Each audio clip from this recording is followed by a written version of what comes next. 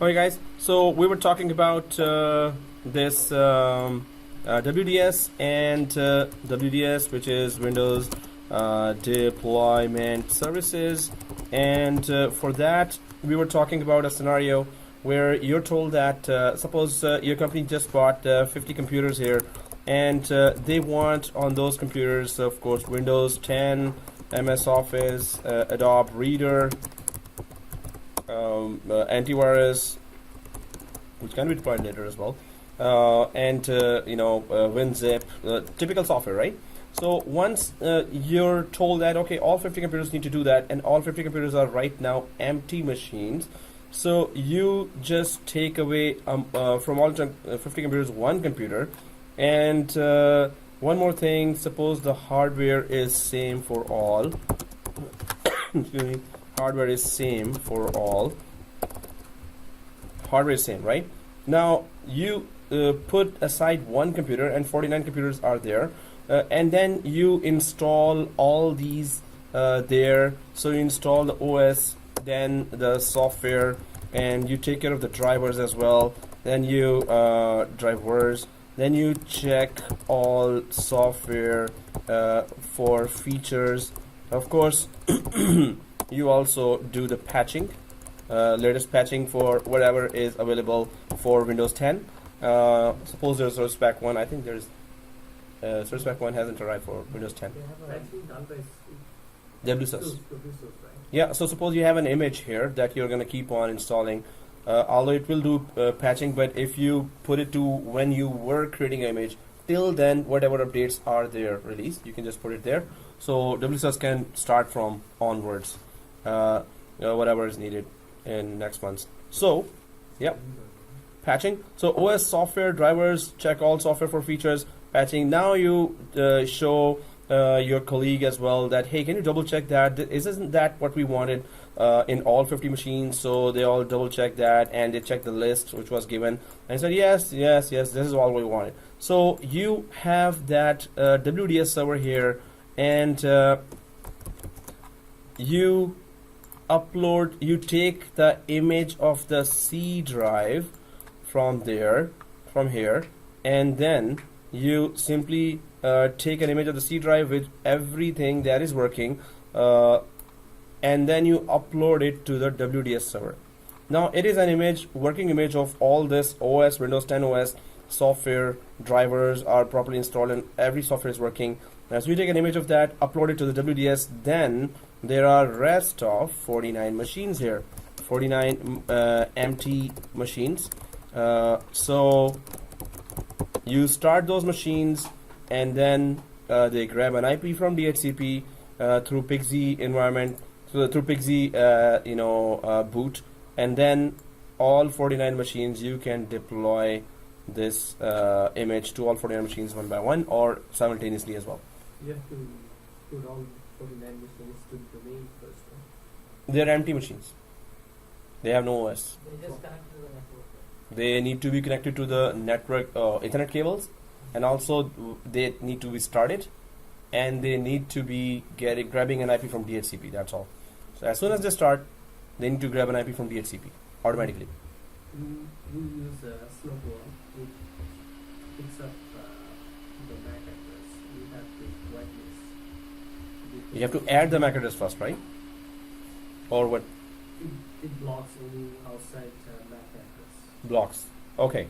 So you have what? What? Snowball. That's the name of software that. Net sniffer. Okay. It blocks. Okay. MAC address.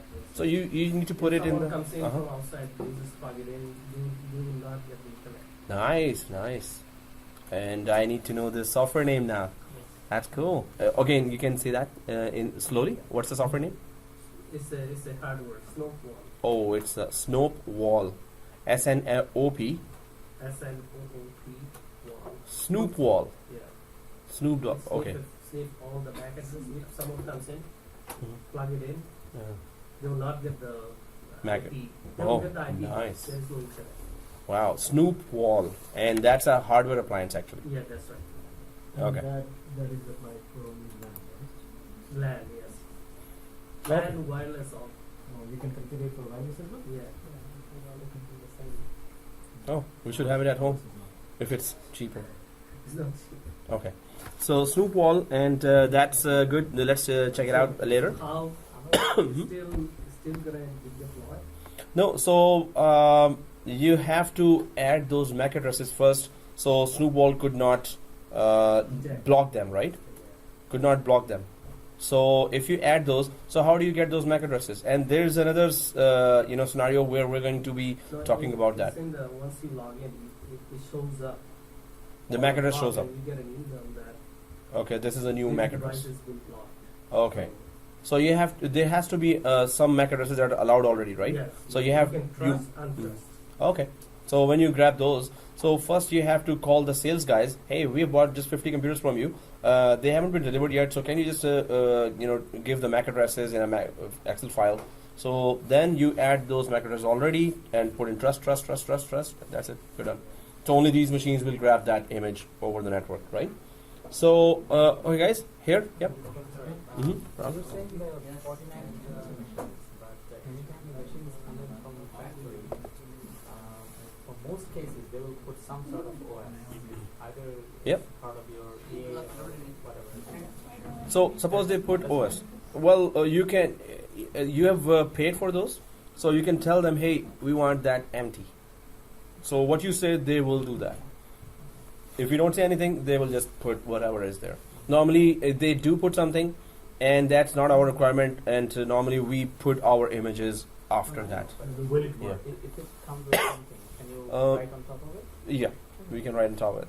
Now, it will be a little problem. That's why I would call, because we're going to do the lab, and you're going to see that if there's an operating system already, it's not going to be that easy to then connect it automatically to that DHCP. So how does it all work? First of all, the overall concept of this is that 49 machines have been given the image there, right? So we understand first of all this basic scenario there, right? Let's go ahead and try to talk about other stuff here. So if we are having WDS, what are the prereqs for that? So here you must have at least prereqs for WDS. Prereqs is you must have a AD, you must have DNS, you must have DHCP. Without that, it's not going to work. So we're going to check our AD and DNS and DHCP, and then you can have that WDS there. Now, when it is there, how? So if I'm going to ask you this. The empty machine is here. How is it? Would it know that where is the DHCP? And when you start the empty machine, it just if there is no operating system inside, it's just going to give errors, right? How it gets to know that there's a DHCP, and then it needs to grab an IP address. An empty machine can do that or not? Can empty machine do that? Boot from? So we need to boot from.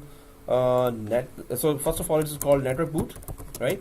And there is in the chipset of mainboard, in the not mainboard, in the chipset of the network card, there is that PIGZ code there, which is pre-boot execution environment, right?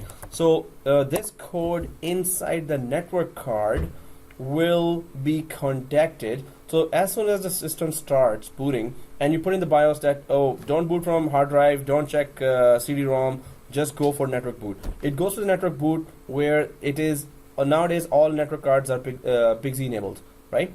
So this is pre-boot execution environment. This just means that as soon as the system starts, it will go to the network card or NIC, and inside the NIC, it will detect that, oh, there's a PIGZ, it is PIGZ enabled. So what does PIGZ do? Its only purpose is to look for a DHCP in LAN and grab an IP from it. So that's the only purpose of that PIGZ code that is inside the chipset of the network card, right? So all network cards have that now, since quite a while. So once you have an empty machine, all you need to do is start. And of course, you need to make sure that Ethernet cable is already connected to that. Of course, it must be connected to a Ethernet cable. So suppose this triangle is that NIC there. So Ethernet cable is connected, right? And then it starts that and boots on the network card. It already is connected to the Ethernet cable with switches. So the only thing is look for a DHCP, grab an IP. That's the only task of that PIXY boot chip. And every network card is supporting this, right? So PIXY enabled network cards are everywhere, so you don't have to worry about that. Oh, is it PIXY enabled or not? Suppose you get lucky and you don't have a PIXY enabled card. First of all, of course, you're gonna really be mad at that guy who sold you that. No, well, anyway. So second thing is then you have to grab the USB and boot from that USB, and you must have that PIXY software available. But every network card, I haven't heard that for quite some time that, oh, a network card is not PIXY boot enabled. So first thing, it has to be PIXY boot enabled. It is. Second thing, it's gonna connect you to a network by giving you an IP, right?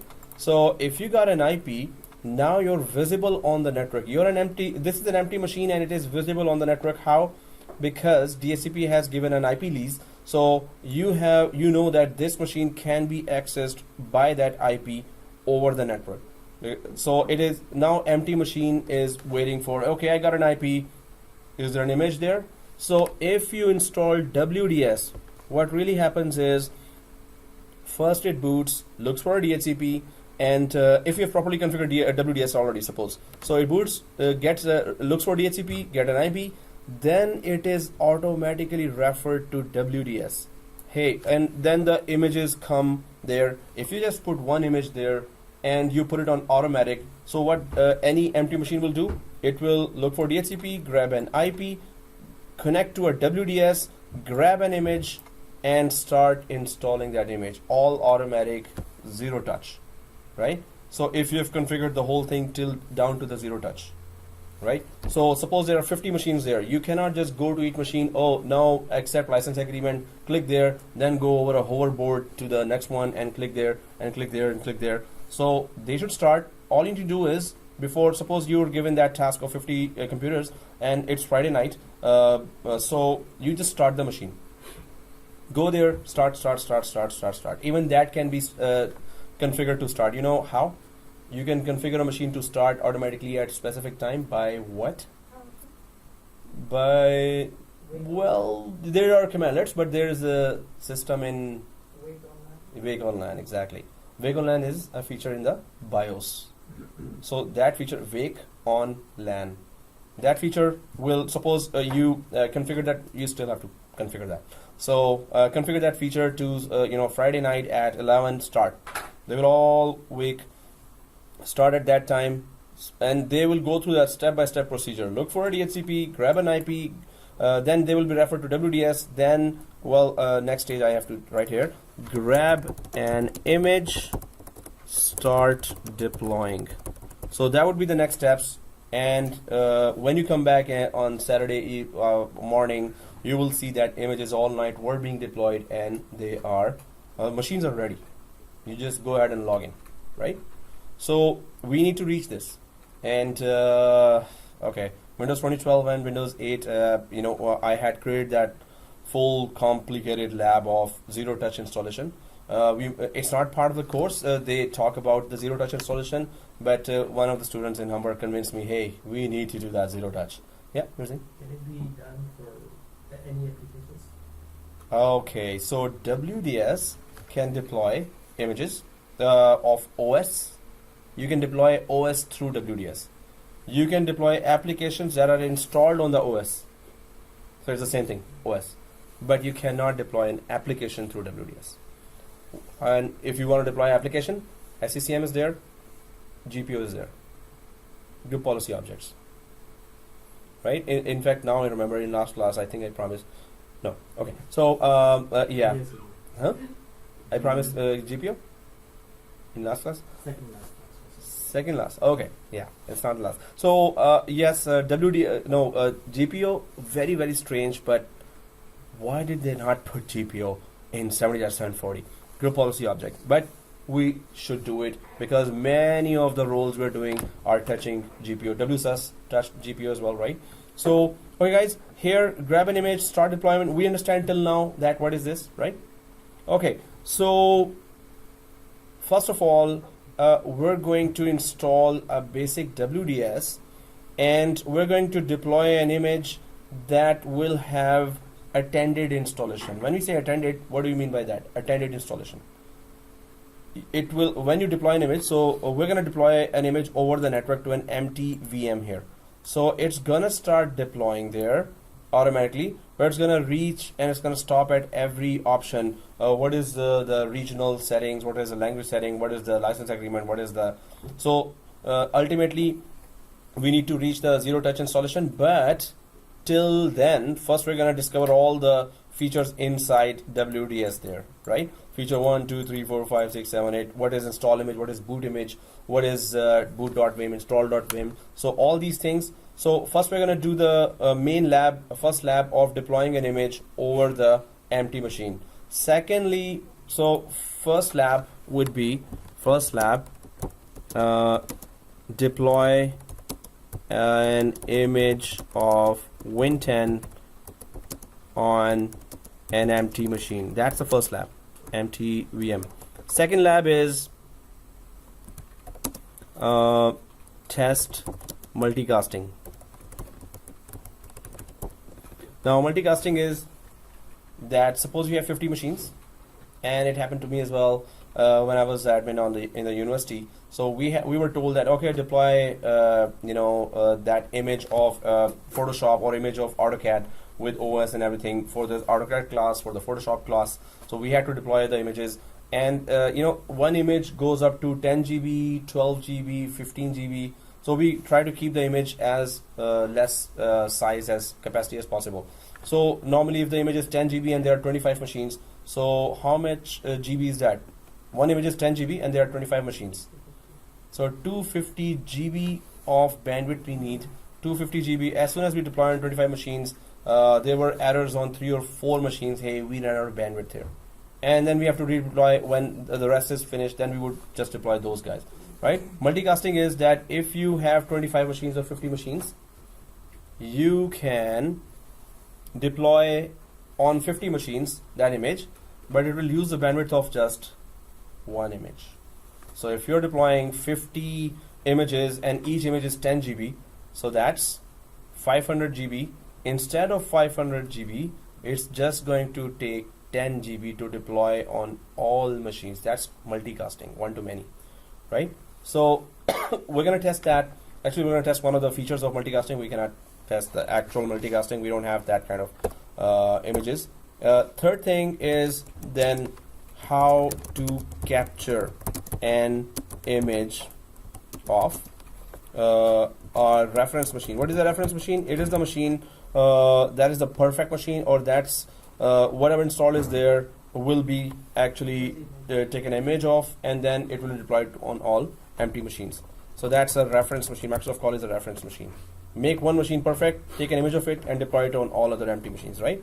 Fourth is, now guys, I have asked that, there's a morning 70-740 class going on, so they're way ahead of us. So there also, we had done the till 3.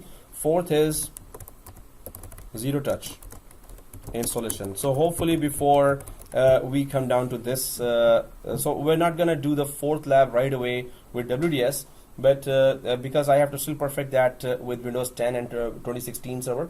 I have done it with Windows 2012 and Windows 8, and it's flawless, it's perfect, but I haven't done it with 2016 and 10, and there are some few errors coming. If there are 500 machines, you just need to start the machine and it should deploy the image automatically. It will not stop at any window, and it's like start and hands off, and it should just deploy.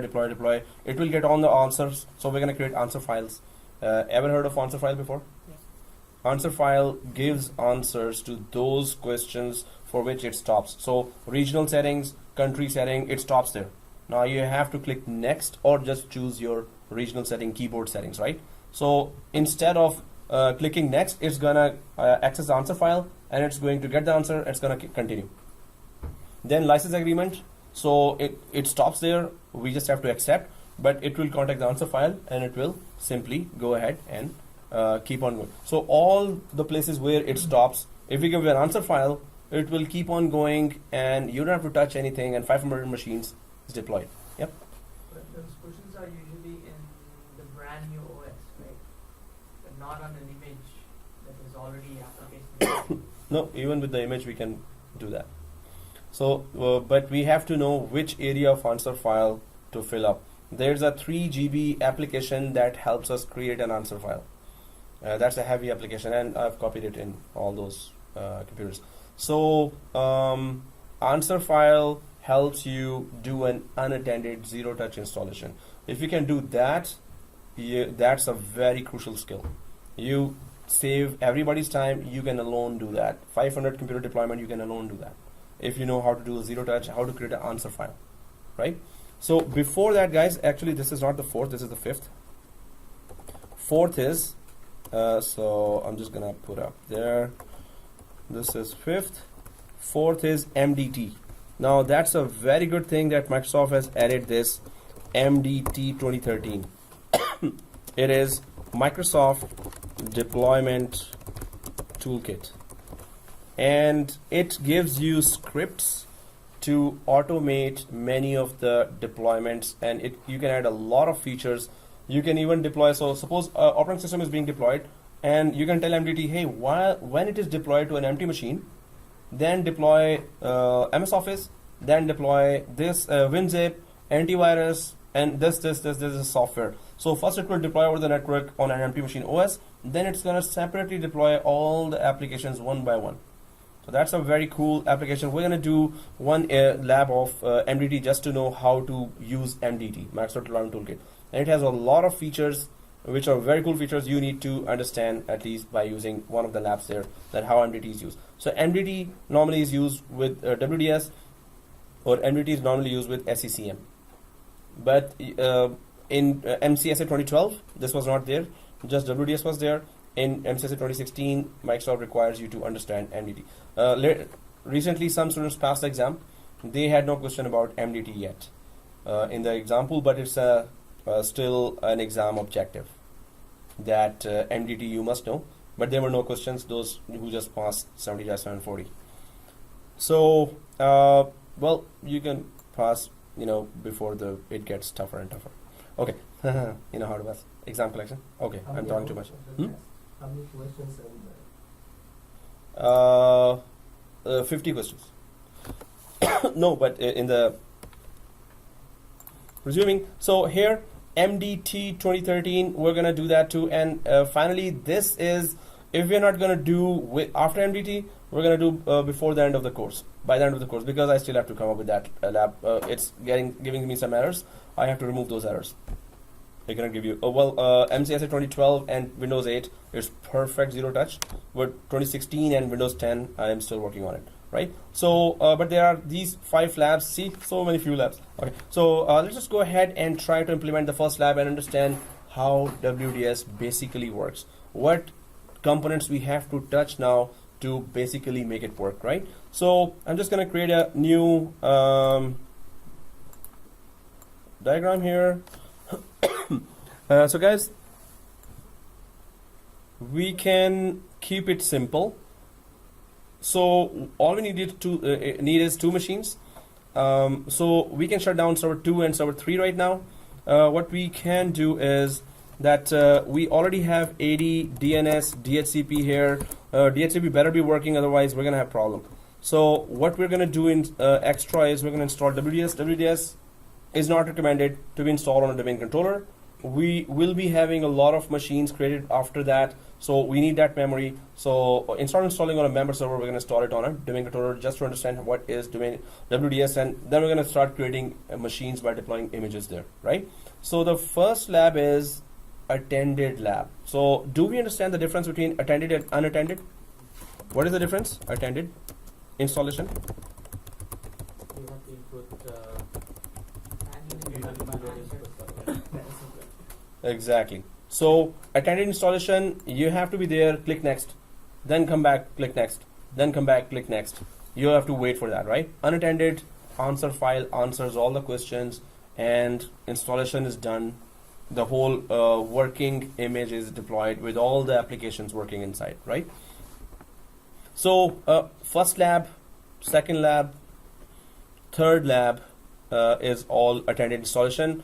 Zero touch is the one that is unattended, and that's where you really will improve your skills, right? So ADDNS, DHCP, WDS, the lab, let's just try to install that WDS and understand all the options, and I'm gonna start throwing some quiz questions for the distracted ones. Anyway, just kidding. Yeah, I know nobody's distracted here.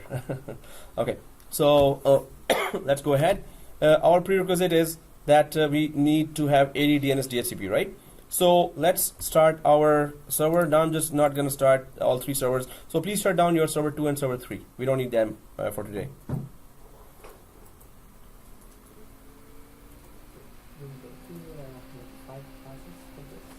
No, we're gonna finish today multicast as well as we're gonna start the capture as well. Third lab we're gonna reach today, but we can divide it into 5 classes if you want. Oh, just kidding.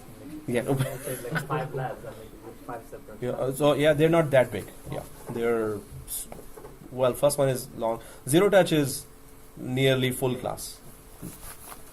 But guys, these labs I'm adding because so many students in the past have been asking me, because it is important for job, right? It's job oriented course, right?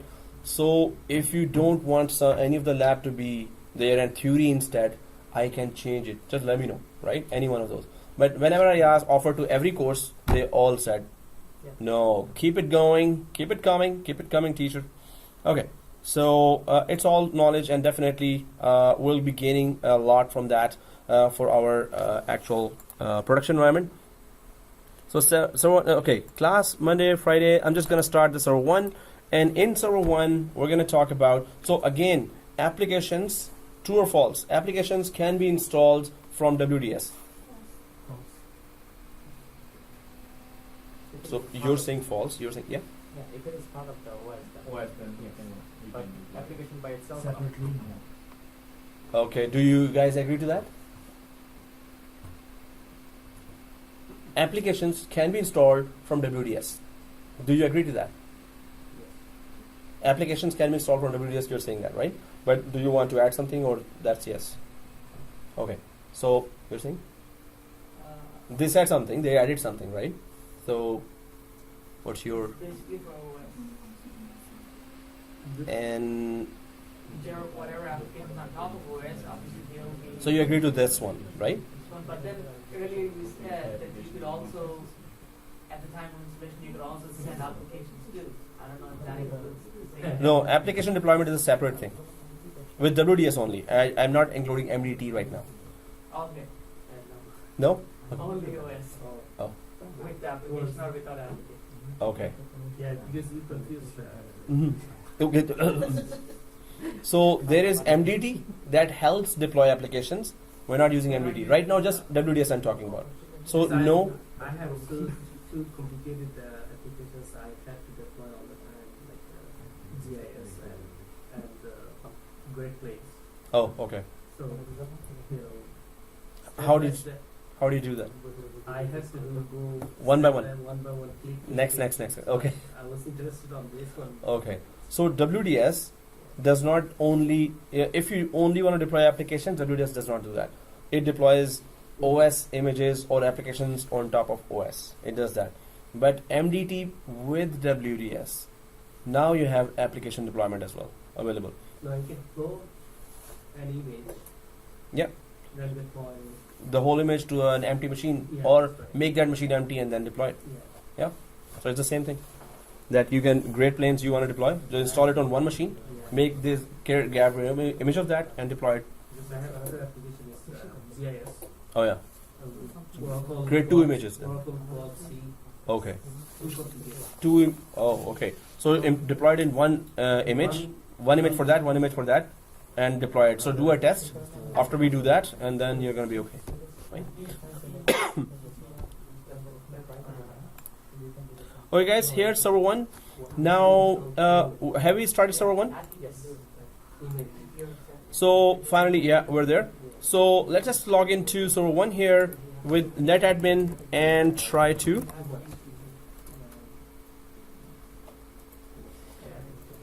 so everyone please confirm if you have DHCP with you on server 1.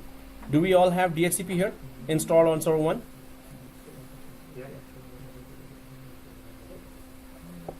Okay, yes, I also have. Guys, second thing, is our DHCP having enough IP ranges there? In the scope, do we have enough range? Because we will be needing a lot of IPs. Not a lot of, just few more. So just go to server 1 and go to tools and just open DHCP on server 1, right? So if you open the DHCP here, you can see server 1 here, server 1, IPv4, scope, and address leases. So I don't have anything, right? And if we go for address pool here, I have 10 IPs available, 51 up to 61. Everyone has that, right? Yes. Cool. So we're good. Because we're going to be creating clients, then we're going to delete them. Then we're going to create again, then we're going to delete them. We don't need those clients. We haven't installed Windows 10 yet, right? So now we're going to deploy that Windows 10, and we're going to use one of the Windows 10. Then the later whichever other Windows 10 we're going to deploy, we're not going to need that.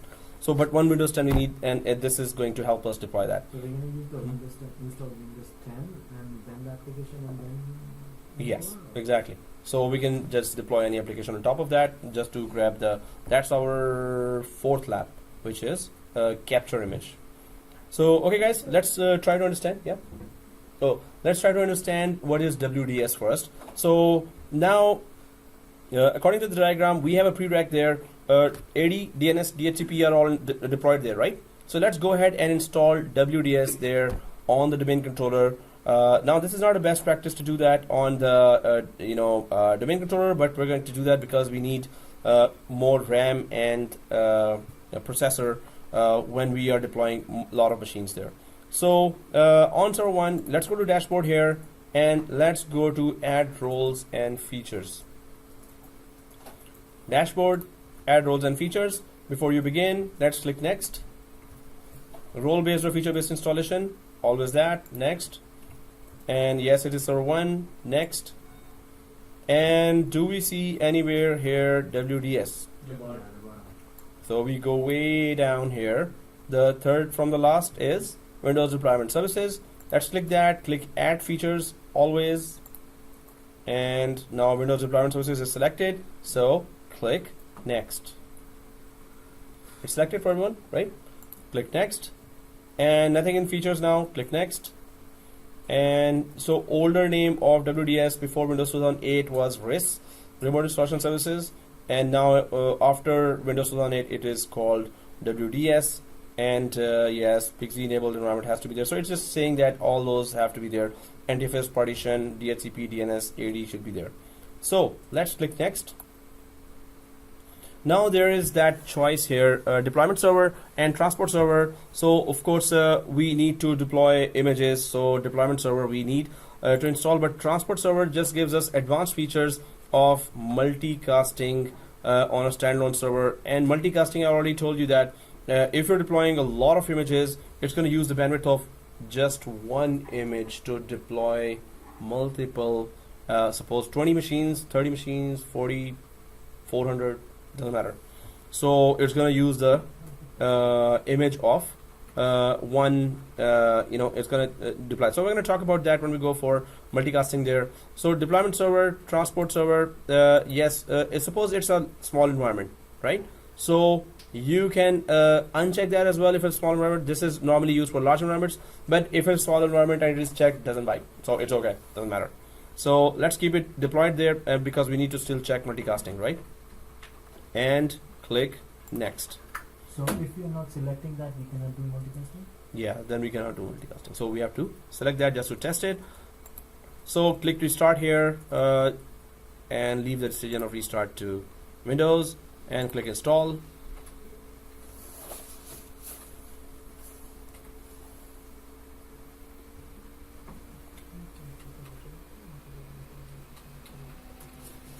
Jade Citrus Mint. Oh. And Peach Trans Cool whatever. Okay. But it's just that tag Jade Citrus Mint. That's what you said. Okay. Okay guys, so installation succeeded. Click close. Oh, is it done? Installation done? Alright, so let's go ahead, click close and start configuring slowly WDS, understanding all the options, why those options are there. So let's go to tools here and let's go down to Windows Deployment Services. There it is. So Server 1, Server Manager, Tools, Windows Deployment Services. Go ahead and click. And then there is the servers option. And there is a Active Directory pre-staged devices option, right? So what is pre-staging? Now you were saying about there's a software with MAC address that it blocks. So the pre-staging is something similar to that. Suppose you want to securely deploy. Suppose your company bought 50 computers there, and you want only those computers to have this image that you're about to create. So you will ask suppose you bought it from Dell, you will ask the Dell guy, hey, why don't you email me the MAC addresses of all those 50 computers in an Excel file. So he emails that. So what you need to do is, suppose we got all those MAC addresses. So let's right click the pre-stage just to see what it does. So right click on Active Directory pre-stage devices and click add device. So it's gonna ask that what is the name of the device. Suppose it's client 01, client 02 up to client 50. Then device ID would be the MAC address that you're gonna put there. So device group you can just put suppose it's for sales department, and OU if it is sales OU that you created. The main thing is that you will have to if you want only those 50 machines to get the image and no other machine.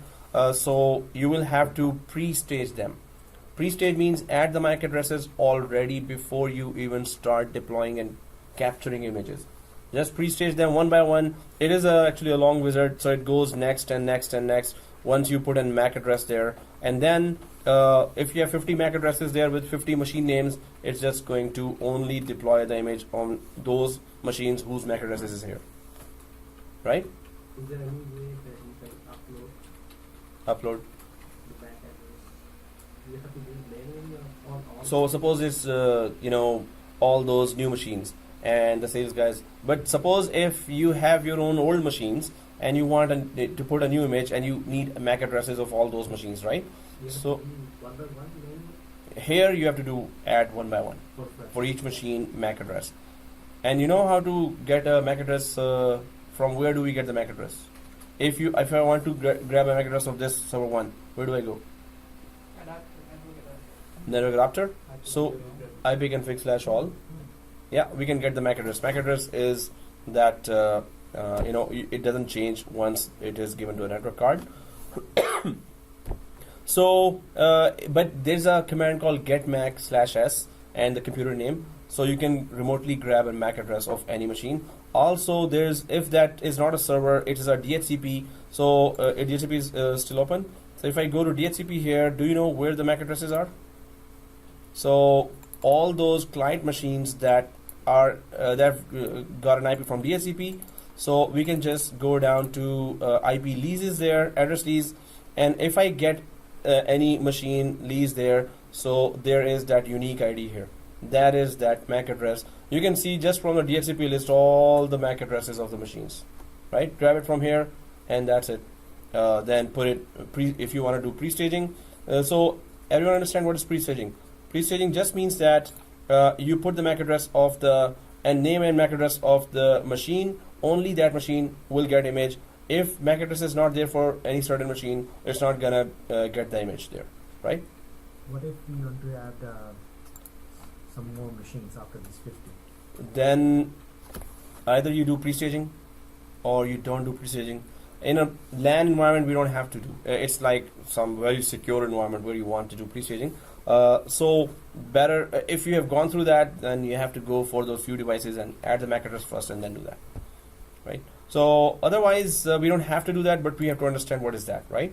So all you need to do is just grab the MAC address, put a name there, put an OU name there, and that's it. First, finish the wizard, and it will only install on those machines that image, right? So, okay guys, we understand what is pre-stage, but let's go ahead and configure our WDS. So right click server 1 and go to configure server. So you have to assign an IP. Hmm? You have to assign an IP For this deployment. for this deployment. So WDS, if it is installed on a member server, yes, that member server will have an IP, definitely. So right now it is on domain controller, so but separately no separate IP. It's a machine IP. So now it says again, hey, make sure before you install that you have ADDS installed, DHCP installed, DNS installed there, and if the partition is NTFS or not, right? Sorry. Mhm. So if I'm installing WDS Yep. in the domain itself, Yep. we are not giving a separate IP. No. If I'm using a member server, that doesn't need a static IP. So it's the IP of the member server itself. So, but WDS itself doesn't require an IP. It's wherever it installs, that machine requires an IP, and that's always a normal member server. And that member server can get IP from DHCP. No, member server, any server is a critical resource, so static IP. Static. So, okay guys, these are the prereqs for that. We already matched those prerequisites there, so let's click next. You want to integrate with Active Directory, you don't want to, you want to put it on a server that is a standalone server, not even a member server. So you can do that operating independently of Active Directory. Better integrate with Active Directory because some of the encryption features and authorization features are there with Active Directory. So we're gonna stick to integrated with Active Directory and click next. Now, okay. So in production environment, of course, you cannot go for C drive. You're gonna put a lot of images here, 10 GB, 20 GB images, and maybe sales department says, oh, half our employees need MS Office with sales third-party application, but other employees, you put sales application with some other applications. So now that's 2 images already created. Marketing department has their own images, and IT department has their own images. So you will have a lot of images. You better have a very good or large drive there, right? So when we go or stick to this remote install here, and we click next, it's gonna warn us, hey, wait a minute, you cannot do that. It's not recommended to install this remote install folder on the C drive. You should do it, put it on E drive or X drive or whatever drive, right? So shall we do that, or it's a small environment and go ahead with C drive and that's it? Different drive. Let's go for best practice. Yay. Okay, so in that case, cancel. It's not going to detect the new drive now. So we have those drives created like from a few times about LEN01, LEN02. Oh, if we go, so guys, just check your yellow folder. We have these drives there, right? Yeah, if you browse, then it shows up. But these are being offered remotely right now. Although we can use any of those because we don't need the failover cluster anymore. So we can use that. That's a good idea. So how do we use that? We have to just right click and so I'm just going for F drive or E drive or G drive. Okay, E drive. E drive, and then go for format. And then it comes up here, NTFS 199 GB and LAN01. Instead of that, we can just put WDS here as a volume label. WDS as a volume label, and click start a quick format for that, right? Click start, press OK. Format complete. So if everyone has done that, press OK here, click close. And then, so it's a WDS E drive now. If you double click that, yeah, it's usable. If I just go ahead and just test folder creation, yeah, it creates a folder. It allows us to create a folder. So we're good with that. I'm just gonna remove that folder. Right click delete. So minimize, cancel that. We got a drive here now. Does it detect now if you did not cancel? Did we cancel out? And did anyone cancel out from here? No. Yeah, I did. Oh, you did. You did? Okay. So It detects. cancel out. It detects? Ouch. Okay, so I'll just cancel out because some of us did. So, but if it detects, just give it that. I'm just gonna quickly come here at back server 1, configure server, configure server, and next, that's where we are again, right? So click browse. Guys, are we able to change from here? E. Yeah. So if you click that, that's good enough. Otherwise, if you've only gone to browse and selected E, just create a folder called remote install. But you can just change C to E. So do we have to create a folder in between WDS or not? In between. In E drive? Because when you choose E, it doesn't show that it's the remote install. No, it's gonna create when we are done with the wizard. At that time, it's gonna create a folder itself. Itself? Yeah. Okay. So it's gonna create that folder itself. So guys, if you have just changed C to E, let's go ahead, right? Can you try browse, like doing browse? Yeah, browse, Yeah, and then E, yeah. then Okay. Oh, you have to make a new folder here. if you want to go for new folder, you have to go do this way, but you don't have to. And when you just change to E, it's gonna install it itself. It's gonna create that itself. So let it create itself instead of creating ourselves. So guys, let's go ahead and next. So now it gets tricky here. It's just saying overall that if you have DHCP and DNS, DHCP and WDS, DHCP and WDS, if you have installed on the same host, which we have, then keep both options enabled and do not listen on DHCP and DHCP v6 ports, and configure DHCP options for proxy DHCP. Now, what does it mean? So let me just create a very small diagram here just to explain that. And this is also mucho importante that we need to understand. Okay, importante. Oh, okay, just kidding. Okay. So it's mucho importante. Okay. So here, suppose you have a DHCP here and WDS. It's not suppose we're doing that. So a client, there are two client machines here. One client machine just needs an IP. So the client machine contacts the server that it knows has DHCP. But since DHCP and WDS are here, the main problem with these two services is they listen on the same port. If they are on the same server, they listen on the same port. So back there, the option says keep the option selected, which means that Windows operating system will handle the requests for these services itself. And how does it happen? Suppose this machine wanted just an IP. Hey, I need an IP here, so I'm connecting here. So if you uncheck those options, what will happen? The request might wrongly go to, this is a DHCP request. DHCP is supposed to receive that request, right? But because DHCP and WDS are listening on the same service, same port, so the request might go to WDS. WDS says, hey, I don't provide IPs, I provide images, so disconnect. So the client will get an error here. No, the service is not responding to your request right now for IP. Suppose the other machine required an image here. Hey, I need an image, and I know that server 1 has the WDS, so the request goes there, but it wrongly is sent to DHCP, and DHCP says, hey, I provide IPs, I don't provide images there. So denied, request denied. Both clients get an error here. The main thing is if you keep those options selected, what will happen? The operating system will check the request, and the request will be sent to the right service. So IP request is supposed to be coming from, image request should be going to the WDS, and IP request should be going to the DHCP, right? So we need to keep those options selected. But if WDS was on a separate member server, then you don't have to keep those options selected, then just turn them off, right? It's completely a separate server. It's a separate server. DHCP and WDS are on separate servers. They both are not listening on the same port, so they will not be listening on the same port for the requests. So requests will not be confused, and there will be no denial of service errors there that disconnected. So we will be keeping those two options. Do we understand that? Okay.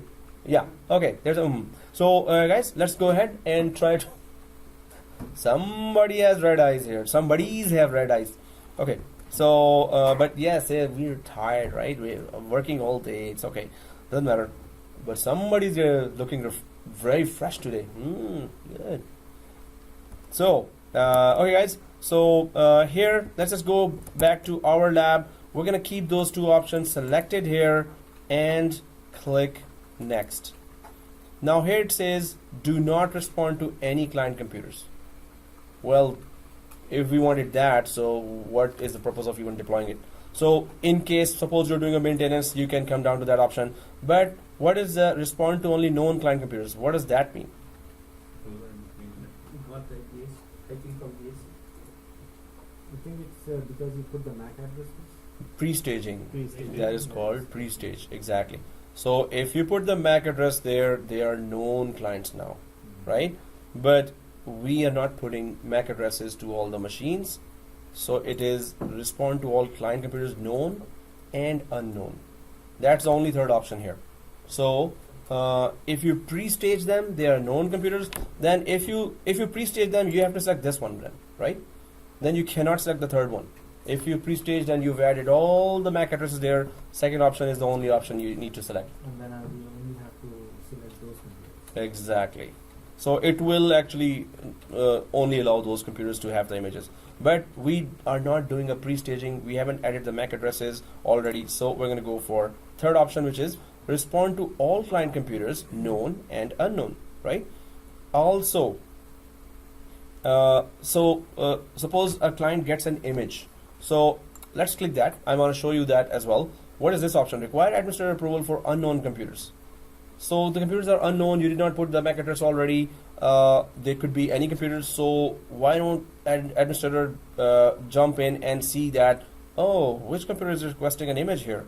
Okay, let me approve that. So how does it work? The require administrator image, that if you have started deploying an image on a machine, suppose you're deploying an image Windows 10 on this machine now. So it will start getting an image. It at the start day, when the BIOS loads, it grabs an IP. It knows the IP of WDS as well. It is redirected to WDS. At that stage, there will be it will stop there, and it will stop there forever until the administrator goes to the WDS console and goes to pending devices and then approve the image deployment for this machine. So that's why. So this is just an extra security measure that anyone could just request an image, any machine, and you cannot just confirm in a big environment who's deploying, who's requesting that image. Maybe it's a CEO's relative, and you just want to approve that right away. Okay, or maybe he's somebody or she's somebody, and they're not supposed to deploy that image, right? So extra approval, we're gonna see that where it is and how it works. So we have selected these options. There's that bug here that you did select this option here, but it's going to be unchecked when we are finally testing that deployment image. So still keep it selected here and respond to all client computers, known and unknown. We are all understanding that, right? What's going on, right? So let's click next. If these options were selected, let's click next.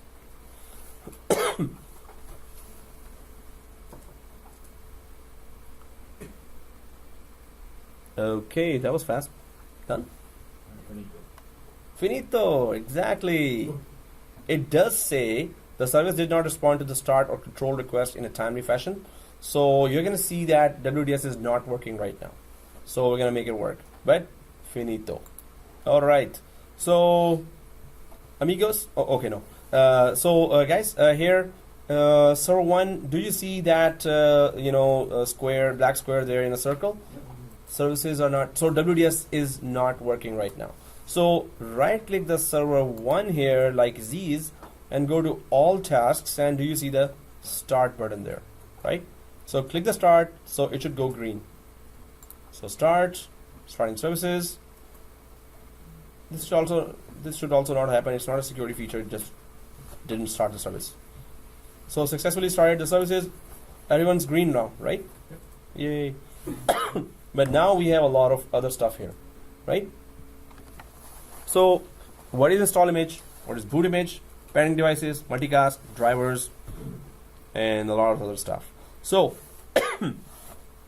install image, boot image, what are those guys there? So if we go down to our diagram here, when you're deploying an image to a empty machine, it gets deployed in 2 stages, just like a rocket goes up there, and there's the booster is separated in the stratosphere, and then I'm just coming up with stratosphere. I don't know if it separates there or not. Anyway, so what happens is that it's 2-stage deployment always. Now, how is it 2-stage? So install image need to have an OS file called install.vim. Boot image folder. So install image folder needs a file from any operating system. So if you're deploying Windows 10, you need to go to the Windows 10 ISO, and you need to copy a file called install.vim and another file called boot.vim. So in order to install the image, You need these 2 files from that ISO, from that operating system. You need these 2 files, basically. You want to deploy Windows 8, grab the Windows 8 ISO, grab install.vim, grab boot.vim. You need to deploy Windows 7, go to the DVD or ISO, grab these 2 files from Windows 7, right? 2016, same, any operating system, these 2 files, grab them, right? So what do they do, and why these 2 files? So if I have an empty machine here, so what really happens here is that the operating system boot files are first deployed, and boot files just help start an operating system, right? Boot files are first deployed. So, yep. So what is the difference between install images and boot images? Exactly, that's where I'm going. Smile. Right? Okay, so here, I'm gonna be going there from this way. Otherwise, I would have said it that way. Okay, this way, that way. Anyway, so boot.vim. Once you deploy an image, first the boot files get deployed, right? And if you don't add the install.vim, the rest of the OS will not deploy it. So first boot files get deployed for Windows 10, then the rest of the whole OS get deployed after that, completing the whole OS deployment here. But what is the significance, as you said, of the install image folder and the boot image folder? So if you're deploying Windows 10, you have to add boot.vim from the ISO of Windows 10 to the boot image folder, and you have to add install.vim from the same Windows 10 ISO folder into the install image folder. So there are 2 folders that require very important files, so they made 2 separate folders for that. That you have to arrange a boot.vim, so we could deploy starting files to the empty machine, and then other folder contains install.vim, and that has all rest of the operating system files are there in the install.vim, right? So if boot.vim doesn't get deployed, install.vim will fail. If install.vim doesn't deploy, so boot.vim will just deploy its starting files, but after that there's nothing. Where's the rest of the operating system? So that was inside install.vim, right? So what are the starting files in like operating system? Okay, again. What are the starting files in a Boot.vim is boot.ini file, and there is bcd.ini file. There are actually nearly 10 or 11 files there that are there are .com files, exe files, and ini files. So do they like communicate with each other that I'm here? So how they communicate with each other? Boot files? Yeah. They all get install vim and boot vim. So how they communicate with each other? through WDS. And WDS knows that first portion of the operating system has been deployed already in C drive, so the second portion gets deployed right after that. It detects that boot files are there, then it starts deploying the next stage of operating system files there. So WDS coordinates with the whole thing. If the boot section has been deployed, then it goes for the install section, right? So do we understand what is install.vim and boot.vim? Boot.vim, okay, let me just write that too. It deploys starting /boot files to the C drive of the empty machine. So and that's boot.vim.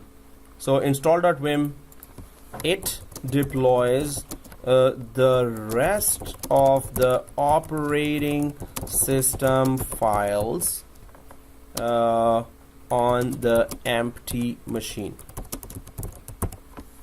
Anyone is missing, you don't have an operating system there, right?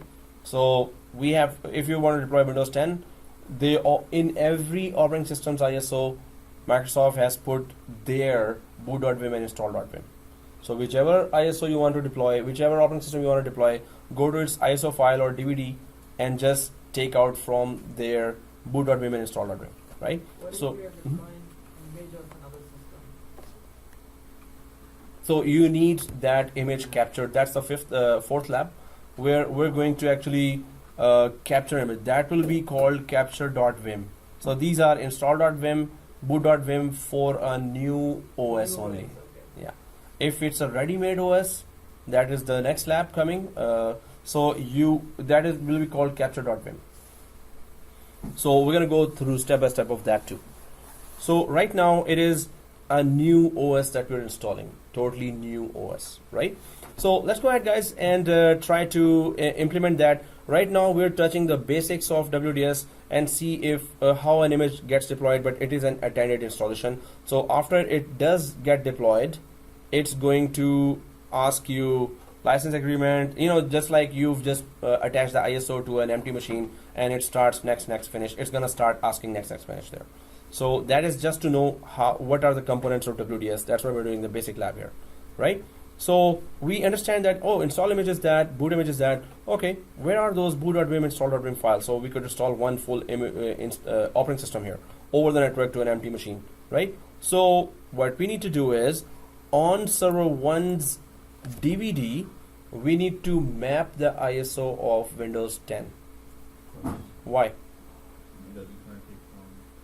So we could grab boot.vim and install.vim files from the ISO of Windows 10 and add it to the folders. Boot image, you need to add boot.vim file.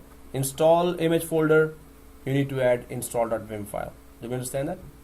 We're gonna do that. Okay, let's do this, guys. So here, server 1, right click, we still, Yeah, this is confusion, sorry. No, sure, no problem. So right now we are going to create a machine. We're gonna create We're gonna install Windows 10. on an empty machine, over the So network. where's the machine? Where's that basic machine? So it's gonna create automatically, or we are creating the machine? We're going to create the machine after we have configured the WDS. So we are first configuring the server side, right? Then we're gonna configure the client side. And how we configure the client side? We just create a new virtual machine ourselves. We're gonna create a new virtual machine at the end. And then we create an install Windows on that. Yeah. Machine. So we're gonna, just like on day one, what do? We create a new virtual machine, right? So that's how we're gonna create a new virtual machine, and we're gonna just keep it empty. We're not gonna install an OS there. We're gonna keep it empty. Okay. Then we're gonna tell it, okay, start, and grab the DHCP IP, then connect to WDS automatically. Everything will be automatic. Okay. Right? You're gonna see the whole thing, and it's the same procedure for a physical machine as well. Normally, it's laptops and physical desktops in the companies where you need to deploy WDS, right? So we're gonna see that. We're gonna do it when we see it. That's pretty much explains everything. But yes, we're gonna deploy the client machine when we have fully configured our WDS server with boot.vim and install.vim files, right? Then we're gonna deploy that. Okay, guys. So here there are two folders. All we need to do is, this folder needs install.vim from Windows 10 ISO. This folder needs boot.vim from Windows 10 ISO, right? So how do we get that? Let's mount the ISO of Windows 10 to the DVD of server 1, right? So right click server 1 and go to settings, and then click CD DVD. Exactly. And yep, so it is right click server 1, settings, Okay. and then go to CD DVD and click browse.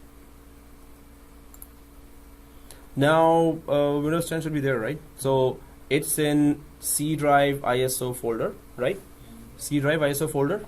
And do we all see this with this Windows 10 here, or any Windows 10 actually? You should just say Windows 10, right? C drive and ISO. C drive ISO. Oh, it's not there. Ouch. Yeah, this is, you know, because this PC has a reputation of for cursed or bad luck PC. This is the C. C drive ISO. Oh, you're not in C? No, CISO is You checked it, right? Okay. So yeah, I have I have 2 VMware and 1 server. one, 2 VMware and 1 Windows. which is okay, 2016. Yeah. Oh, okay. So let me check if I already have it here.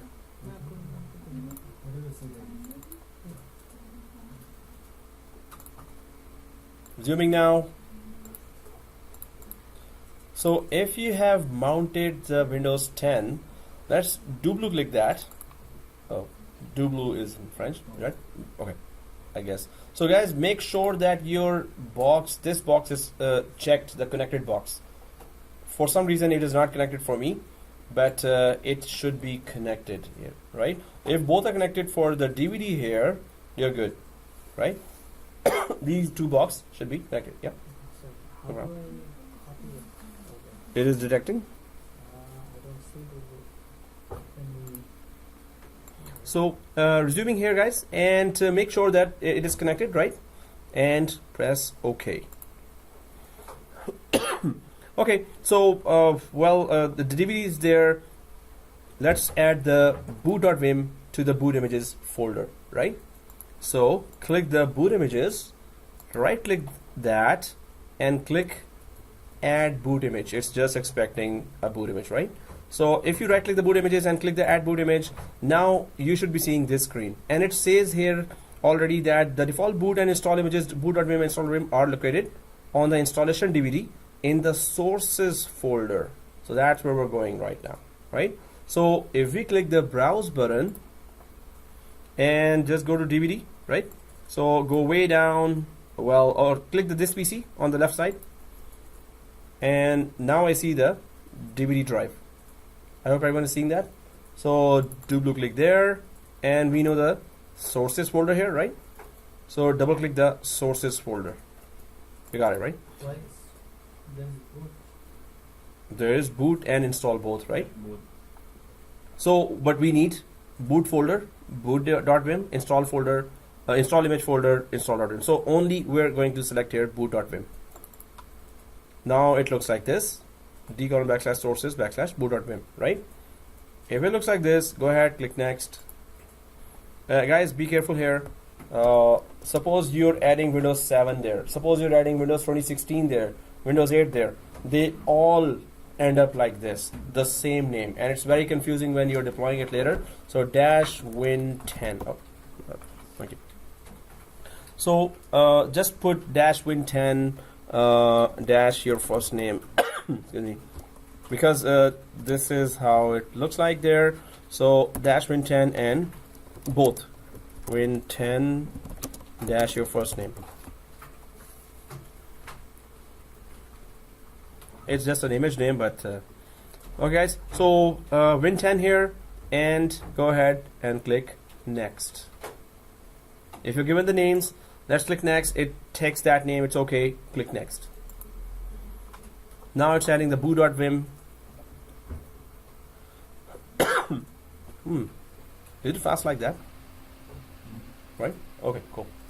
Hey, we all shifted to SSD, right? Mine is unknown left is 4G.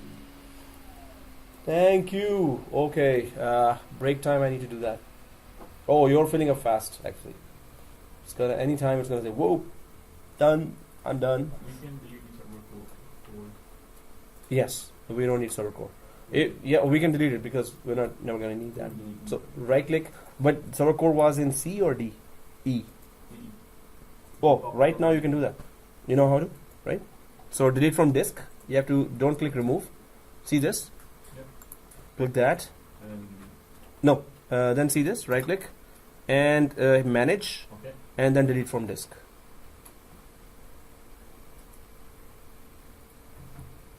Manage and then delete from, but you have to see the content. You have to first click it, so it should show the contents on the right side.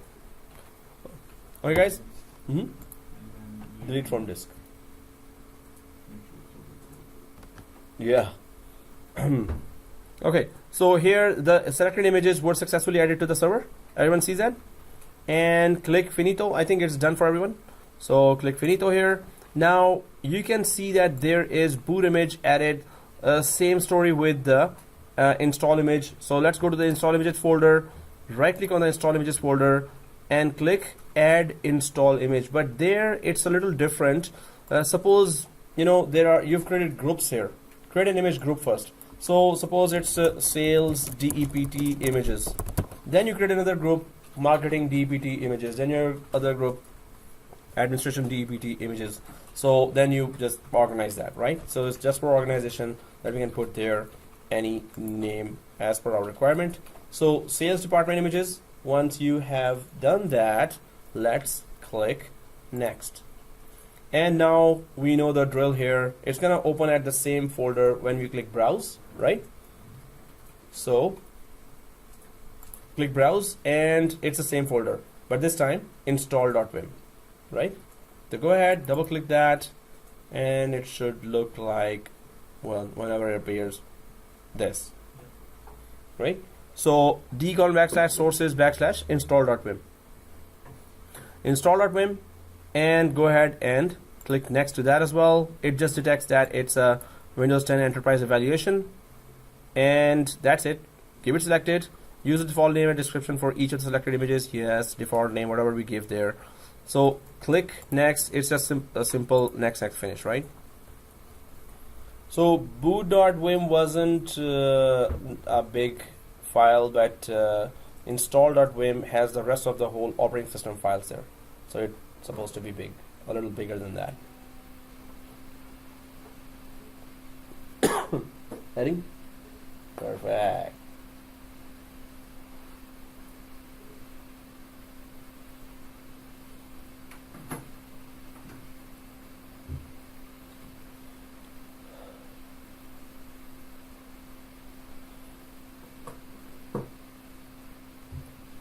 All right, it is done. And click finito. Oh, is done? Almost, okay. Done? Okay, almost. Hey, yours is on SSD now, right? Okay. And finito. So now we are nearly ready to do our first deployment. This is an attendant deployment. Production environment wise, it's useless. We don't do attended deployments on production unless you have someone sitting there. Click next. So right now, but we do get to understand what is install images, boot images, and now you're gonna understand some more features. So we are getting familiar with WDS now. So if it is done, we are ready to deploy. But before that, let's make some changes here. No, if it is deploying, so its deployment itself will take time. So, and it's just 3 more steps. No, okay. Well, please give me 3 more, please. Okay, so yeah, here server 1. First of all, I'm going to show you what are we doing and why we're doing that, right? So server 1 here, and go to properties. And then there are many options there. If we go to Pixie response here, this one. So first of all, make sure you have that require administrator approval checked. So it's not compulsory in production environment. It's not compulsory. I just want to show you what is it, right? So we're doing that. Otherwise, it's actually suppose you're doing something else, and the machine you tell your level 1 desktop support guy, hey, start the image. and the image is stopped at something for last 2 hours, and you're doing something else. When you come back, hey, image is done. So no, it is waiting for approval, and you're saying, oh shoot, I put that option up. If I had not put approval, it would not wait for me to approve it, right? So on the left side, you can see pending devices, this one.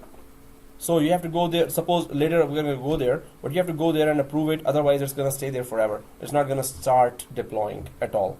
So this is one thing that click that just to see what is it, right? But you don't have to use that in production environment. And second thing is, we're going to be checking all other options, but second thing is boot. There it says require the user to press the F12 key to continue the PXE boot. So if you want to connect to WDS, you have to press F12 key, right? That's first option. We're not going to do that. So always continue the PXE boot. This means that whenever you start a new machine, just PXE boot. Third option, continue the PXE boot unless the user presses the escape key. Now there's an option there, hey, I don't want PXE boot, press escape, right? But I want PXE boot, so at least the option will come that press any key if you want to, or press escape key actually, if you want to not PXE boot right now. So at least we want to see some option that in case we don't decide to PXE boot, we should have an escape key there. If we don't press any key, it's gonna go ahead and PXE boot, which actually we want. We don't want to press F12 by sitting there, or it restarted now, or started then press F12. We don't want to press F12, right? So this is for known clients. There is an unknown client. Ours is actually unknown. But click on both. Okay. So the rest of the options are, this is for zero touch deployment, and there are other options that they will be talking about those options as we continue with the lab. Right now what I'm telling you that when we create a new virtual machine, it's going to start, and we're not going to be required to press F12 to connect the new machine to the WDS. It's just going to grab an IP from DHCP, and then it will be automatically forwarded to WDS now. Automatically forwarded. It's an empty machine. After DHCP grabbing an IP, it's going to be automatically forwarded because WDS and DHCP are working together in coordination right now. So once the image is set, like let's say everything is set and done, the machine is ready and user reboots. Because of this thing, is it not gonna count? Like User reboots. User reboots. This is an empty machine we're talking about. If it has an operating system, then it's not gonna happen. no, it's not going to happen. This, even you keep it there, it's never going to happen. And we're going to check that now. In the third lab. You're just deploying now only the OS. Only the OS, exactly. And this is just from our DVD. So just to know what is boot.vim, install.vim, what is the significance of that. Okay guys, so if we click the continue, press OK, apply and OK. Apply and OK. Continue. Oh no. Professor, Yep. sorry. Can you go back to the window?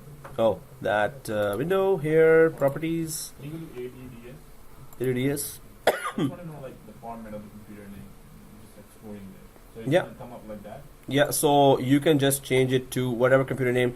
It's gonna start adding numbers, like 61 username is there. Okay. So it's gonna add numbers. You can put 00 and client there. So it's gonna go for 01 client 0 client, 02 client, 03 client, 04 client, right?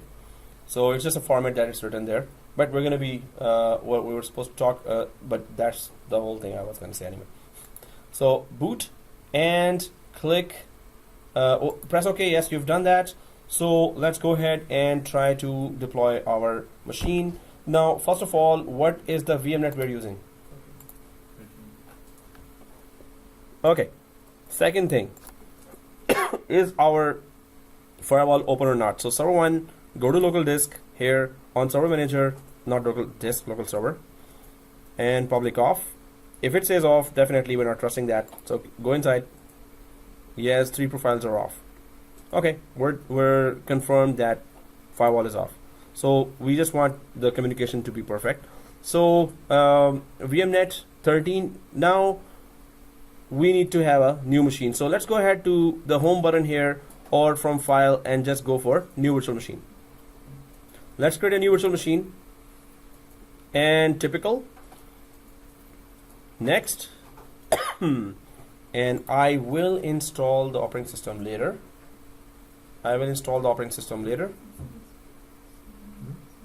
And then, so we're not selecting this. Why are we doing this? I will install the operating system later. Because we're going to install 2016 Windows. Deploy Windows 10. Windows 10. now. We're going to deploy Windows 10 over the network. We don't want it to be deployed from ISO right now. We want it deployed from I will install the operating system later.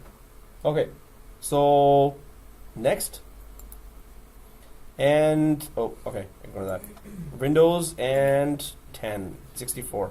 Do we all say 64? If there is a 10 also. 1064, x64. So have you selected that? Yeah. Click next. Well, it's the first WDS or dash WDS 1 dash your first name. And guys, it's on C, while our machines are on our SSD. For some it is D, for some it is E, right? So whatever is your drive ladder there, in my case it's C, but I'm on laptop. In your case, your SSD would be E or D, right? So just change the C to whichever is your drive ladder for SSD. Okay, so once you change that, but make sure that you did put that WDS1 dash your first name, because WDS2, WDS3, WDS4 will be coming, because we're going to be doing some different experiments there. So next, and 100 GB doesn't matter. And next, so customize hardware. The only one thing we need is the VMNet. It needs to communicate with our WDS server, so we're gonna go for VMNet custom and VMNet 13. So we're done. VMNet 13, right? So we're all good, right? So go ahead and click. Go there, custom VMNet 13. 100. This space is 100. And VMNet 13. This space is 100. VMNet adapter is 13. Are we done? Okay, cool. So let's click close and finito. So what we're expecting is that it should power on. It should grab an IP from DHCP, and we're gonna see what IP it will grab, and then it will be automatically redirected to WDS. So everyone there? So click power on. Dun, dun, dun, dun. There can be a background music here. If some messages come here, click no. Dun, dun, dun, dun. Okay, so it grabbed an IP from DHCP, which is 52 in my case, this one. Then it gave me that press any key to cancel network boot service. I didn't cancel, we're not supposed to cancel. So it is going ahead. It knows now that WDS is sitting on 200.1. Everyone there? That's very good. That's it. So it's installing now, right? Why? It's showing on the pending devices. Hey, yes, that's it. I was gonna say that. You steal my line. You just steal my lines. That was. Let's go to pending devices. Oh, okay. Yeah. Okay, and approve. So let's go to server 1 and go to our WDS here. Server 1 on WDS. So you can see here pending devices. This one. And right click. Right. Well, approve is okay. You can name and approve, then it goes a little longer. But okay. Approve is gonna approve. But what is in name and approve? At least once we have to do that. So name and approve, if we go there, device name, let's put it client 01. Create the device in the default OU. Yes, it's okay, default OU. It's gonna create in computers. So first is name and approve. Second is next. So referral server, you may specify an optional referral server from which this computer should download its boot program. There is no optional referral server there. And you can specify the default boot program and boot image to use when PXE booting this computer. Click select to browse the referral server. So if we go ahead without doing anything here, Yeah, name and approve. We selected the, instead of approve, we selected name and approve. Oh, somebody went ahead. Okay. So, no, it's okay. So it is, if it's started, it's okay. Next. So I did not choose anything there, right? If I go back, didn't choose anything here. Leave everything. Next. And here,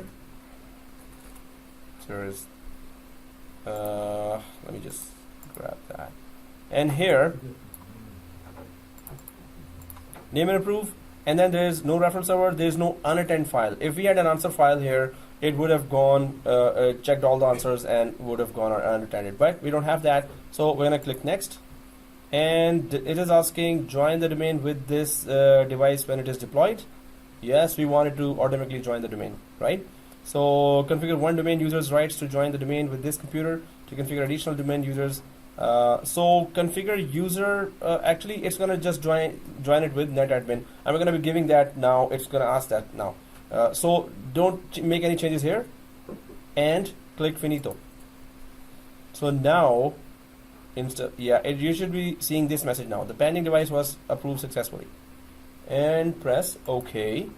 Now, if we go back to this, so it would have gone ahead from that contacting server. Now, once the Windows 10 starts installing, then we can have a break there. But till then, it's gonna keep on asking some questions.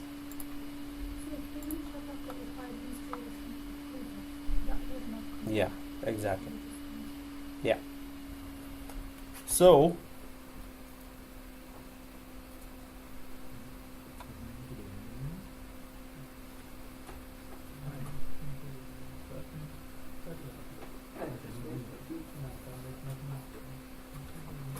all right, you're already there. Okay, there you are. So if you're on this, click next. If you're on this, click next. Yes, there's okay guys, so now you need to put your domain and user. So it is netadmin at net plus domain dot local or net plus domain backslash netadmin, the same thing. So if you put that, let's go ahead and put the password, and it is the Z class password. I hope I didn't change that. Okay. Netadmin at net plus domain dot local. We all get that, right? So if the spellings are correct, the password is correct, go ahead and press OK. And you should be seeing this screen if everything is okay. So it is Windows 10 Enterprise Evaluation. Let's click next, right? And yes, we don't want to format anything here, so let's click next. And that's it. Let's take a break. And let's ask Mary to have a very nice tea, and Mary's not here. Resuming now. Okay guys, so what we're doing is just for the video record, so we just came back from the break and we just started talking about multicast transmission. So it just uses the bandwidth of one image to deploy multiple images, and what we did was we just right clicked on create multicast here transmission inside our Windows deployment. Before that, we actually logged in from Windows 10 and we just configured it, and we just tried to check if it is joined to the domain. So we went here and this PC and properties, and we saw that the domain name is there. So it is joined to the domain. After that, we are going for the WDS here, and then in the WDS, that's the next one is multicast transmission here, right? So I hope when you see the video, you're not confused, and that's what we did. So create multicast transmission, let's go for that. You already are there. So then we put there test multicast, and then we go for next here. So Windows 10 Enterprise 64-bit install.vm, next. Autocast, there are these sub features there. So the main feature that one image of one bandwidth is used to deploy multiple images. Second is autocast or scheduled cast. Now these are the scenarios where it says that autocast starts the transmission automatically when a client requests the image. Then as other clients request the same image, they also will be joined to the transmission that is already started. So one transmission starts, where one computer has started getting the image, one empty machine has started receiving the image. So as other machines start, if the multicast is still enabled, they will be added to the stream. Or you can go for scheduled cast, which means what? It means, I'm just going to put that on the diagram. We'll set a time. We'll set a time when imaging will start. At that time. So it is something like that, but a little difference is that suppose you have you want all the machines to start, as you said, at the same time. So suppose you have 10 machines here, 20 machines here, 30 machines here, but you start the first machine, it starts getting the image right away.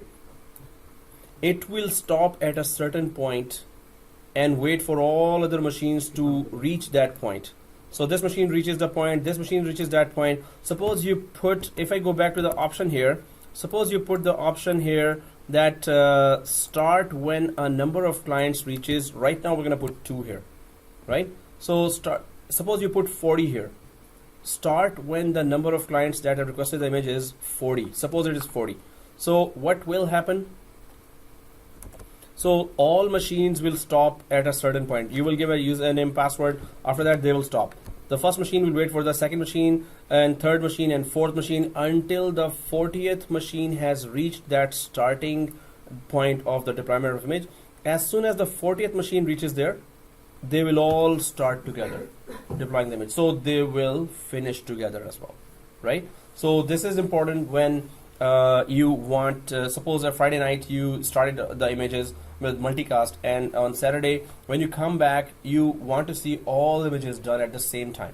So you could deploy MS Office, suppose with some other application like SCCM or group policy or any other application, right?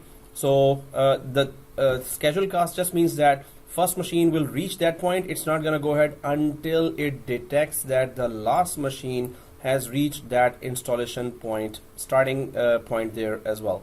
So we're going to check that feature of the multicast just to check if multicast is even enabled, right? So this will be a proof that multicast is working fine. But what is the lab? Lab is we're going to create 2 virtual machines, 2 empty machines there. We're going to start the installation or connection of first virtual machine with the WDS. But at certain points it's going to start. Right before the installation of Windows, it's going to stop. It's not going to go ahead no matter what you do. Even after approval, it's not going to go ahead. After approval, it's going to go a little ahead, then it's going to stop. So then we will start the second virtual machine. We're going to approve it as well and everything. But as soon as it reaches that point where first machine is waiting, both machines will start together, right? So this is good that you want to start all machines to do the image deployment at the same time, so they could finish at the same time as well, right? So this is very important. Do we understand what the lab is, right? So is it possible then? So we put 2 number here, so we're going to create 2 virtual machines now.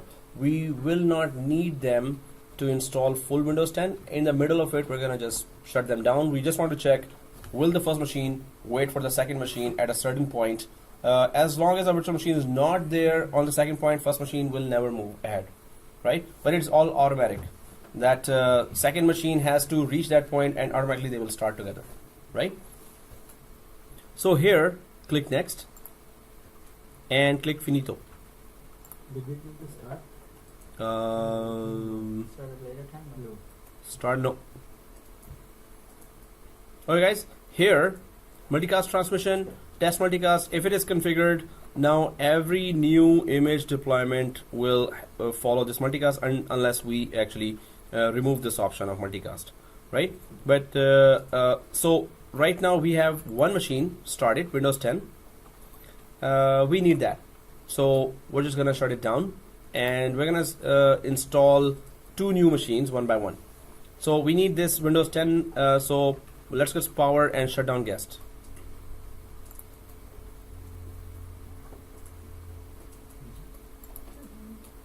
So shut down Windows 10. Shut down Windows 10. We need it later, so we're shutting it down now. Right now we don't need it. Third lab, we need that. So while Windows 10, which we originally installed, is shut down, let's go for home button here and create a new virtual machine. Let's create a new. Now we know the procedure of that. So typical, click next, create a new virtual machine. I will install the operating system later. It's already there. Next. Windows 10 x64, Microsoft Windows, already there. Next.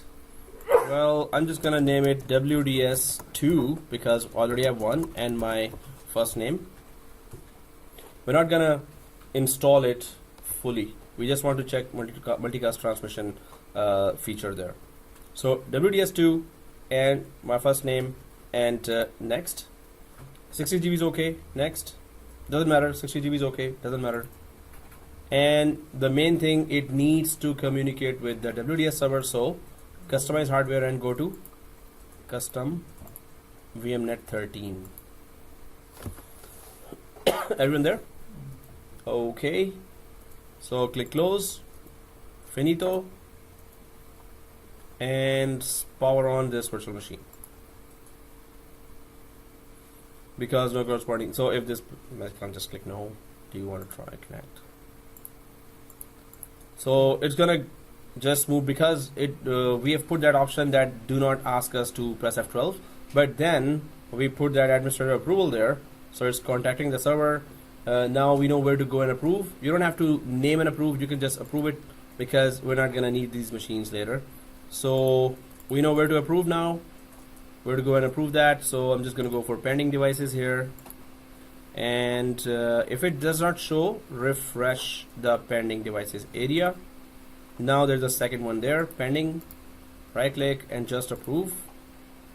Right click and just approve. Press OK. Let's go for Windows 10. It goes ahead. Then we have to put username, password. Then we have to.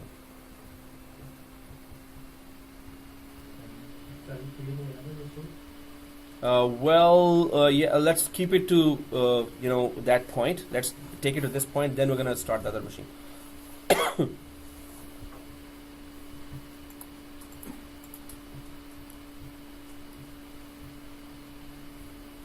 Okay.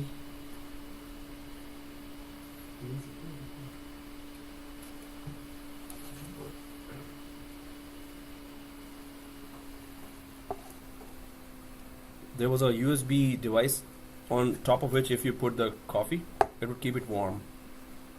But it never worked. I bought it in $2 from some Chinese site. And as expected. So, okay.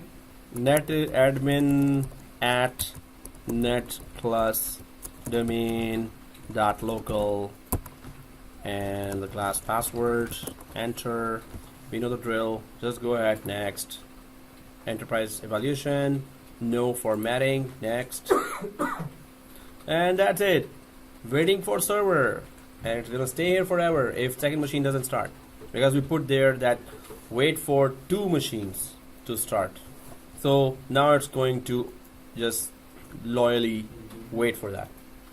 So if we never start the second machine, it's never gonna go ahead. So we see this waiting for server, right?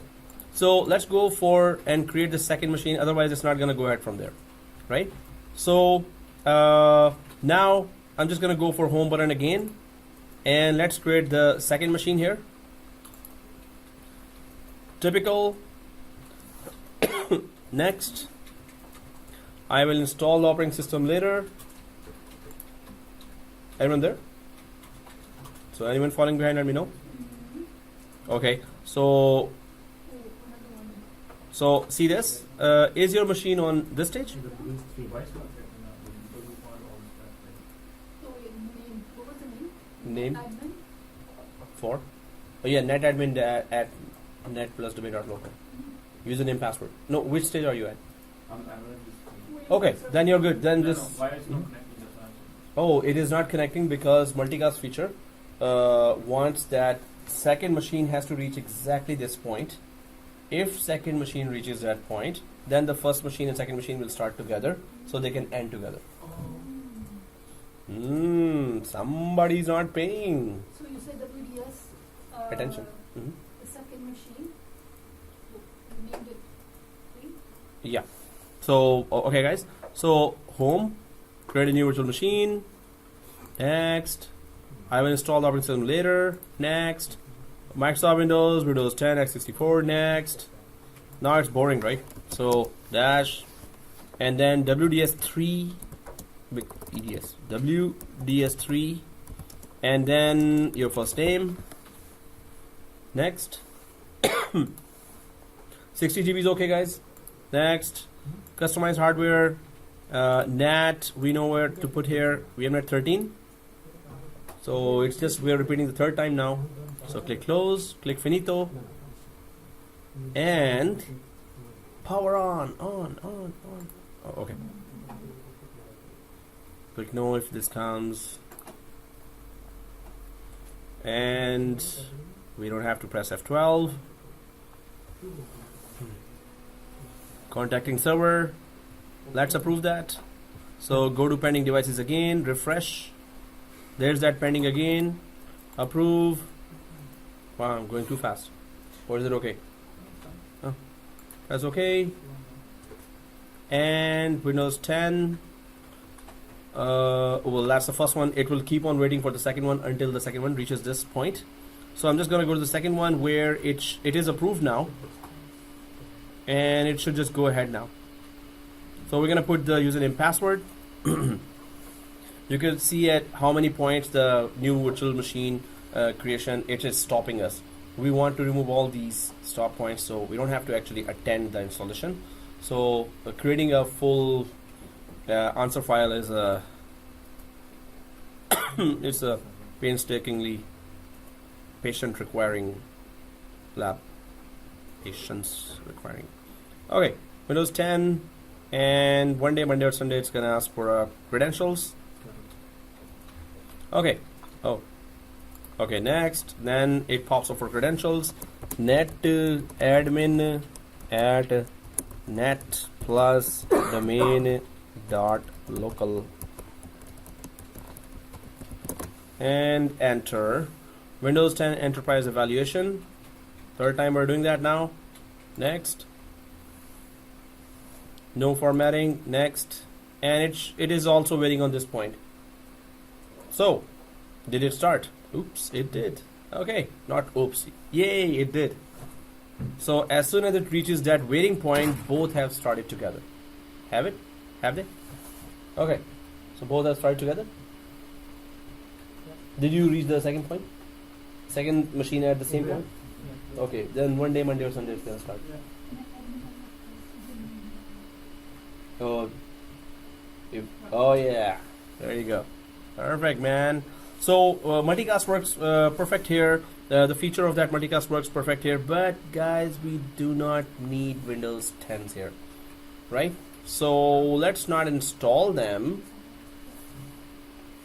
If it has started installing like this, so yeah, so calling all actually. Oh yeah. So you're there on this point. Okay. Once you're successful in that, we're deleting these machines, right? We don't have to fully install. We don't need that, and it's gonna take space and RAM. Exactly. Whether it works or not. So right-click Windows 10. Oh, guys, there is a first one we need that, which is already shut down. The second and third, which is working, WDS2 and WDS3, right? So right-click WDS2 and power off directly. WDS2 and 3 we don't need because they work fine. They both started installation, right? So do we understand what we were doing? What was it? So we create two machines and then we just remove the transfer so that they can Start together, and the first one will stop until the second one reaches that point. Then they will start together. So did it happen? Yeah. Oh, perfect. So now we're doing machines. So go ahead, power off the second and third machine there. Go ahead, power off. Second machine powered off. Right click, manage, and there is a delete from disk option. So go ahead and yes, gone. Third one as well. First of all, power off. Right click, manage, delete from disk. Ta-da. Yes. And let's go for third lab. Yay! Okay. Hey, everyone's excited. It's like, teach? Are you kidding me? Just 15 minutes, you're gonna start a third lab? You're really kidding me? Oh, really? Okay.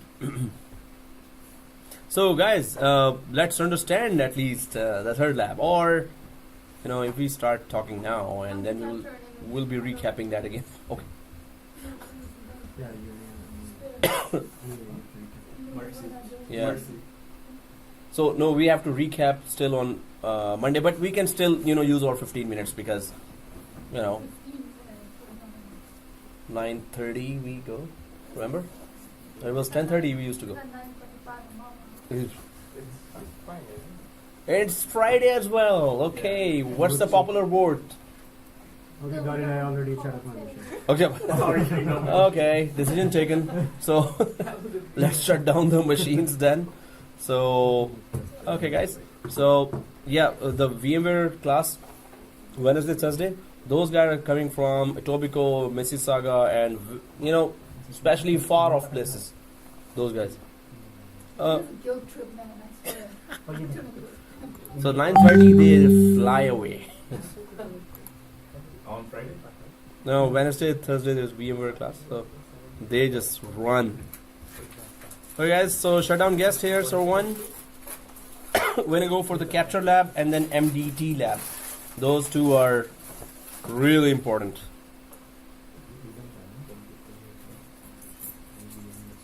If I want to copy my lab, So what is the easiest way of external drive, if you have 1 terabyte 500 GB drive, running whole thing or no, like these are folders, right? So you just need to copy server 1, 2. In fact, the template machine you need as well. So template machine, server 1, server 2, and Windows 10. Actually, we have 3 servers. So 1, 2, 3, Windows 10, 4th, and template machine 5. So that's gonna be 200 GB or 150, 180 GB already.